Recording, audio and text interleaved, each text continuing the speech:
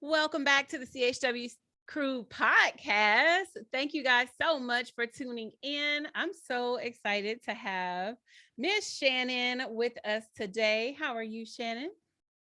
I am wonderful. Thank you so much for asking. Good. I'm excited to have you on the podcast finally. I know we've been like virtual buddies across states, but we finally scheduled some time to sit down and for you to give your side of your journey as a CHW. So, why don't you jump in and first of all, let people know, where are you from? Where are you originally from? I am from Michigan, so Okay. born and raised. I've moved around a little bit, but I have landed back at home right in the center of the state. Awesome. So you were born and raised in Michigan. So that means that I don't know that you would like Texas weather. I don't know. I don't know. Because you've never been to Texas, right? I have not. No, definitely like 2022. It is going to happen for It's gonna certain. happen. That's right. That's right. We Anything gotta just to get you. come see you. I know you got to get down here to the Lone Star State. So I have never been to Michigan. So I hear that it's pretty cold up there and y'all got a lot of snow and all that jazz going on. But we're definitely going to get you down here to Texas.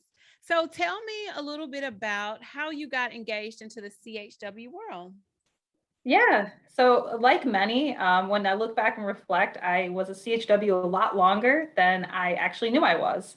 So, it was about 2010 when I had learned about who CHWs are, where they work, how they're influenced, internationally, and that it's been around historically for hundreds of years. Like it's Yeah. not new. And so, my work started early doing interventions with homelessness supports, primarily those who were coming out of the prison system. And so dealing with all of those kind of really vital securities and getting connected to resources. So it started with connecting people to resources. That's kind of the heart and soul. Whenever I talk to CHWs, that's really kind of the heart and soul, connecting people, navigating them through the community and through the things that they need. So how long did you stay working in that capacity? Oh, that's a loaded question, Tasha. So I actually still work in that. So I Okay. went full circles from the, case management, CHW, care navigation type of work to doing policy and advocacy. And now I'm one of the housing providers in my personal world. So I stay very connected and do some volunteerism as a CHW. Ironically, when I look back, a lot of people are like, why that population? Because I don't in particular have lived experience. But for me, my father come from a family of entrepreneurs, and my father always employed and tried to advocate and be a champion for those that had maybe had a different past, and grew up in one of those neighborhoods that needed some extra help, and so he had a soft spot there, and so it's just something I grew up around. And my mom was a corrections officer, so. Okay, so you kind of had some influence around you that kind of supported the work that you do, as far as you seeing the impact that it makes on the community and things like that. So as you kind of grew and learned more about CHWs, how did you end up owning and being a founder of a company that now employs CHWs, trains CHWs? How do you get from there where you started to now? I think sometimes when you just keep showing up, it just keeps coming at you. That's And right. I am a yes person. When there's a will, there's a way. And I think I share that with a lot of CHWs. And it just kept coming up. People kept saying, why not this? Why not that? And we said, okay, let's do it. And so Everyday Life Consulting has a core program around community health workers, but also my main work is in clinical community linkages. So making connections. And yeah, there was a group of founding members that we gathered predominantly in the rural areas, really where it started, and then grew faster in our underserved areas in our, more of our cities. Surprisingly, we had all of the same kind of needs and things in common as CHWs. And so, although originally it started with rural, it became much bigger and centered around the I'm a CHW project. Mm-hmm. So the rule CHW, explain to some people that may not be familiar with what does that really mean? Who is that population that you're serving? The rural community health workers are traditionally people who are geographically disconnected. Hmm. So some of them that were coming early to the network back in 2017, there was one of them at an agency and they were 200 miles from another. And so Wow. really working by themselves, but Hmm. trying to find these connections across the country with others doing similar work because we can leverage those skill sets with one another. And then the more that we grew, we realized that even in some of our more urban settings, there might have been just one CHW and they themselves were alone too. And so that's what became that connectiveness in this community. And still to date that I know of, it's the only one that is a CHW for CHW only network. So Hmm. it's CHW run, CHW board driven, and only CHWs are part of it. Hmm. So I'm originally from East Texas now. So when you talk about rural, you're on my street because I'm from a very small town in East Texas. And so I think about that. I remember I first saw your company at the Unity Conference. Um, With the back a buttons. couple, yes, yes. What was that? 2019, maybe Yeah, 2019. Yeah, in Las Vegas. There you that go. was so much fun Oh man, pre-COVID. look, hey, man, Vegas was fun. And so we had such a good time. And I remember seeing your project there, and I was like, man, I wonder, I wanted to learn more, but it was so much going on. You just kind of grab Mhm. and you kind of move on to the next thing. And so now learning more about it and kind of being involved with you a little bit more, I'm really excited to see the work that you guys are doing because it's so important. And I think one of the main reasons why it's so important for CHWs to have support is because they have to have someone that is going to empower them with one resources. So if they're connecting with the community health workers in another area that have a better booming program, you're able to share those resources with them and they're able to then go back to their community and train. And so can you talk a little bit about how you guys do it in your organization and some of the things that they get out of being a part of it? Because somebody may be listening in a very rural, area that they live in, and they're like, okay, I want to know more. What benefits would I get from being a part of the network? Yeah, absolutely. So we try to keep it simple. So CHWs for CHWs. Each year the agenda is a little bit different. We do a suggested $25 donation. It goes into a scholarship fund. That was the primary purpose, was to get CHWs from rural and underserved agencies at Unity, Mhm. scholarshiping them, getting them at the table, because we're not going to be heard or have a voice if we don't get the opportunity to be physically there, Yep. or statewide conferences, anything. COVID, that turned into a scholarship fund for laptops because how many CHWs went virtual and Oh, didn't have the tools they needed. that's good. So it's all around support, continuing education. So there's monthly learning opportunities, quarterly gatherings when we can, and an annual conference and retreat that is centered around self-care. And so Awesome. those are the benefits of the network. We try to keep it fun, and Mhm. somewhat casual. I had to laugh last year because I had this big old dream of doing the Secret Santa thing. And then lo and behold, as I'm Googling, I was like, guess who's doing it? I Oh, want to be part of that. that's We're going to so get Tasha to funny. champion that this year. That is so funny. I never knew that, and you were a part of it. I thought that was so cool, though. I mean, I loved it because, yeah, I think I did a podcast episode about that. So y'all have to go back and listen. But It was so yeah. much fun, and then we do have a small swag shop, and all of that is donation based, again, goes into the scholarship fund. So it's a voluntary run organization. Many people don't know that. Mhm. And so 100% of all of the funds that we raise in the scholarship fund go directly back to CHWs. And that's really important because CHWs have to have access to professional development. You have to have access to these things in order to grow. And so I know that, many people say, well, there's so many free resources out there. There are. I'm not going to say that they're not, but at the same time there are organizations that, we have to Mhm. keep them running as well, and we want to be able to give opportunities for CHWs to be at the table and experience these amazing opportunities to network. So that turns me into the I Am CHW project that you Mhm. have been the brainchild behind. So tell us about that. It is probably one of, I would say it's my most favorite project and, Mhm. one I'm most proud of. That one started just people kept asking. And I, as an early CHW, would stumble over my words too. I'm like, I guess I don't really know what I do, or I'd over talk it because we do everything. Yes. And I could see people glass over. And so it turned into this script building exercise. And we did it at a few conferences and at a few retreats with CHW programs. And this was on the everyday life side. And it really took off. And I was like, you know what? This is something bigger and it could be a ton of fun. And so it now has transformed. In 2019 was the first time we piloted our series where it's just your photo, your word, I am a blank, and tell us why you're a CHW. And this catalog of powerful stories appeared, and it was somewhat localized because it's a voluntary run organization. So, of course, you just ask people that are in your immediate network. And Unity, we got hundreds of words on the Hoover app, which were so inspiring. Yeah.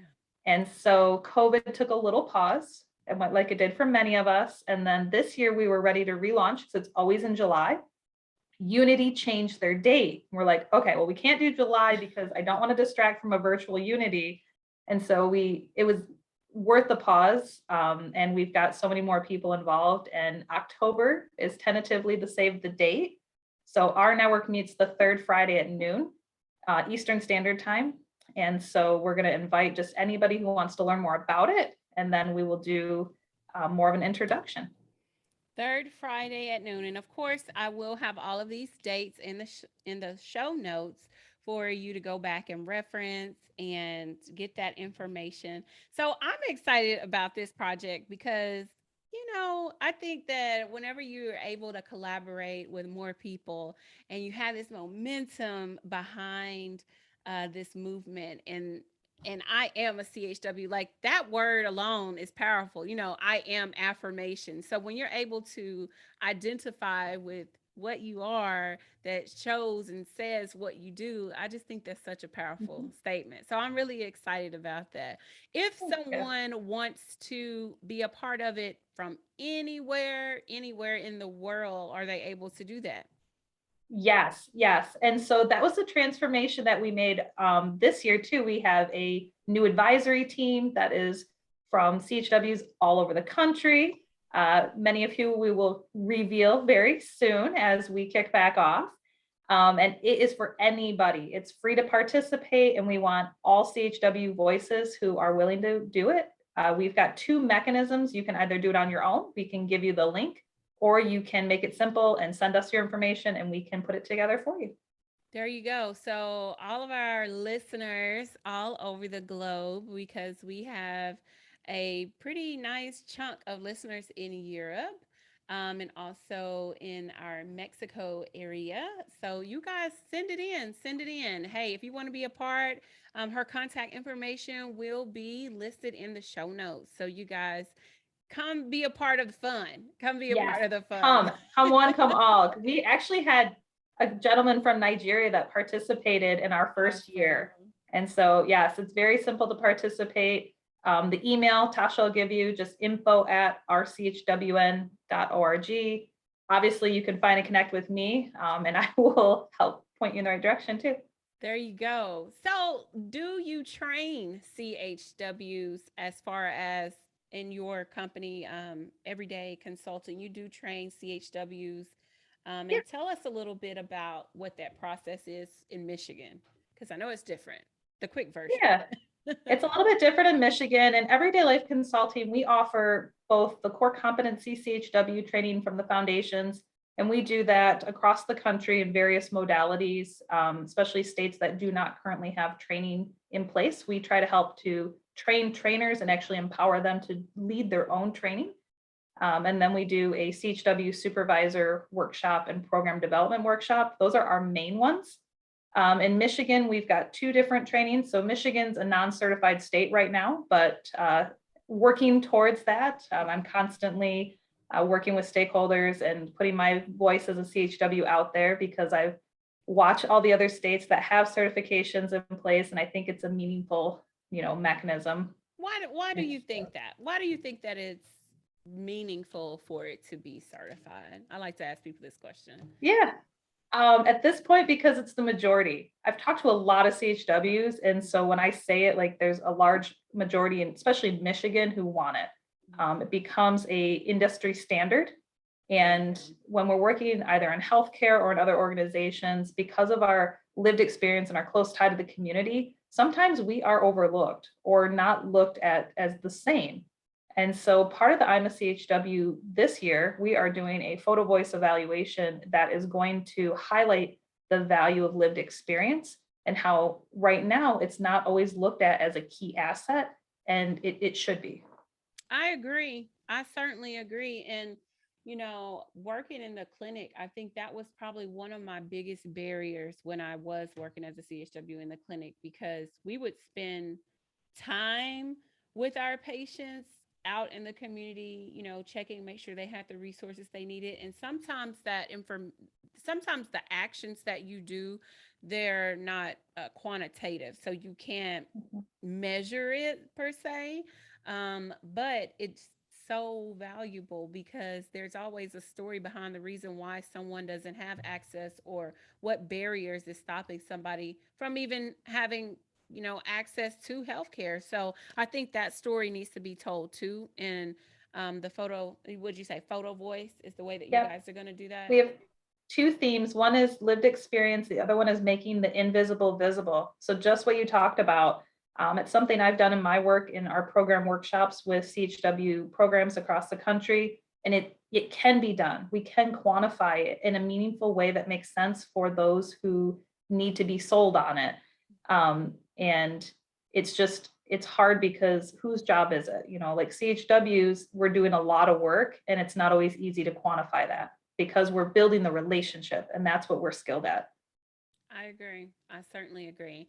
So let's shift gears here a little bit, and let's Right? kind of talk a little bit about your hat as a business owner, um, CHW, the balance in serving the community, being that person that's the resource, being the mom, the wife, all of that. Let's talk about that side. Let's Talk put about the Shannon side. Yeah, let's talk about that. So, how are you doing it We might be all? letting some secrets out. I don't necessarily talk all the time. How do you do all of that? Like, how do you make sure that, you're able to run a successful business, you're able to be a resource to the community when needed, but also you're able to be Shannon and hang out and have your time and, have your self care time as well? How do you do that? Try to find balance. As crazy and cliche as that sounds, and sometimes balance is an average.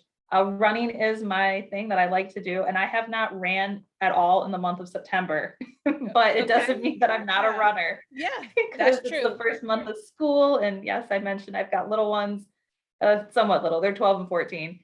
But coming from a family of entrepreneurs, I had a lot of great mentors. So my grandma is a first generation American. So she immigrated here from Europe. And so watching her, find her path and be an entrepreneur, and my grandpa alongside her, and then my parents, and then myself, it's always been within me to Mm-hmm. be a founder and to kind of drive that passion and, live life's purpose in the work, but also in what I do. And it couldn't do without a great support system, obviously, but Yeah, yeah, we have to have that village, man. We got to have and it. sometimes, you talked about the CHW work, it's always within you. One of the things that has always stuck with me is I had someone once tell me I'm no longer a CHW because I'm a CEO.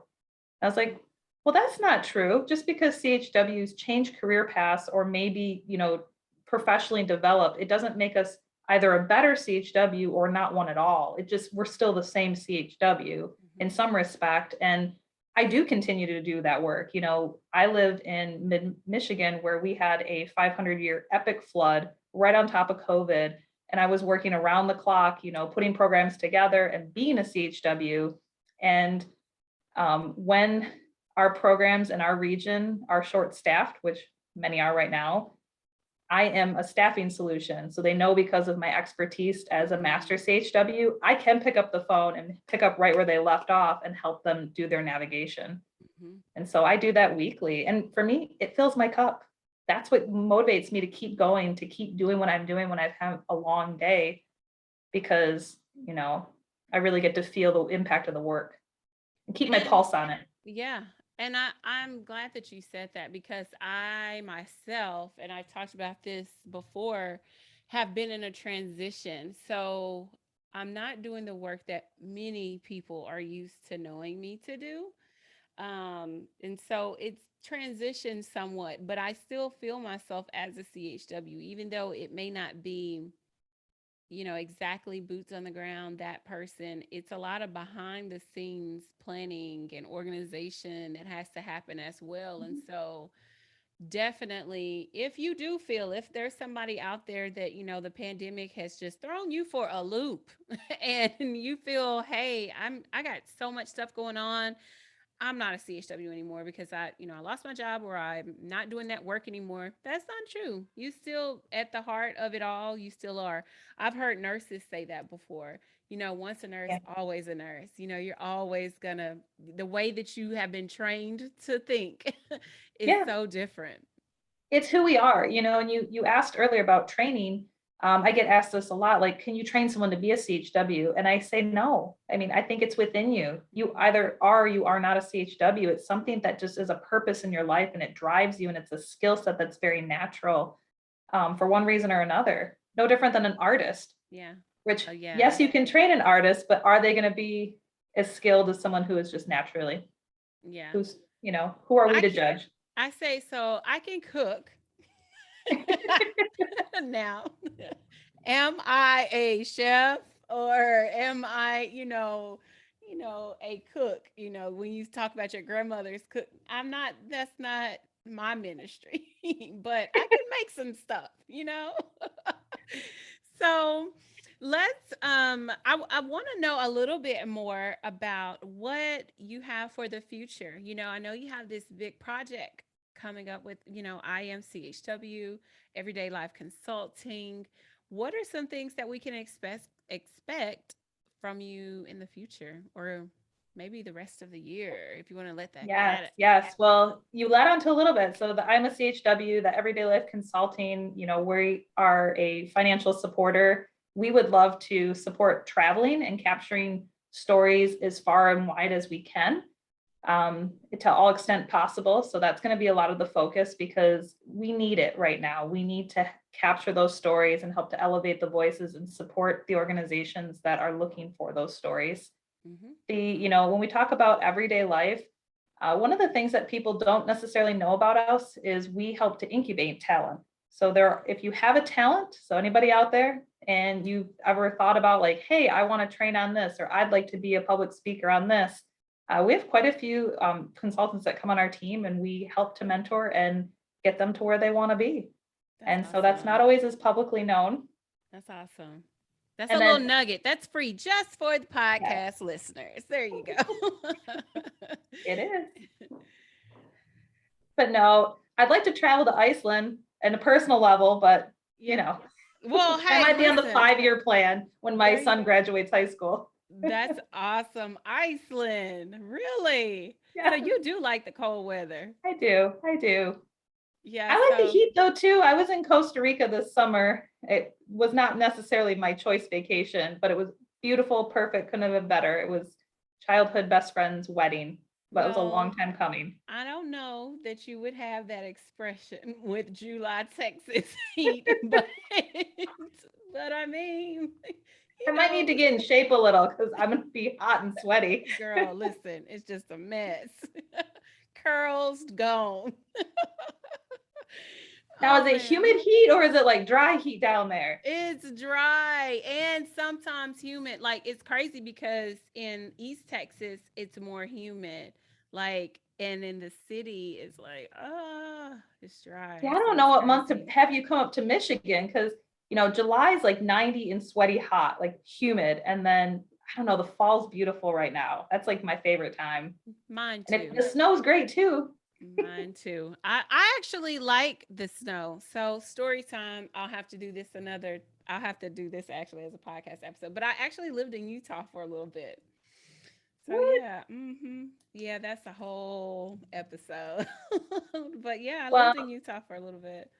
the other nugget I was going to share with you is we are going to be starting a new phase of our business, doing executive to executive retreats, and Nice. also bring that in with our CHWs. And one of our retreat centers that we have in the design phase is at a ski resort. And so it will be a Awesome. winter place to come visit. And obviously, Tasha, when that kicks off, you'll be my first person that I want there. There we go. Listen, y'all follow me. Let's go hit this black. No, I'm just joking.